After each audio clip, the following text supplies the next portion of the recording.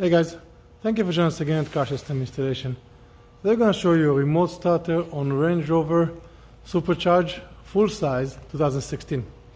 So we've used Compistar two-way one button remote. So we're going to hold the start button.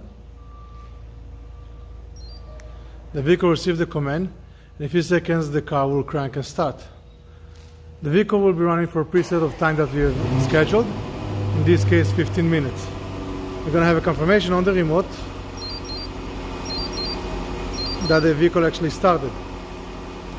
And every few seconds we're going to have confirmation the car is still running.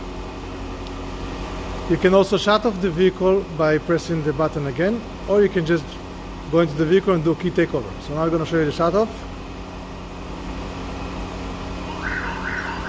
Okay, and the vehicle will turn off.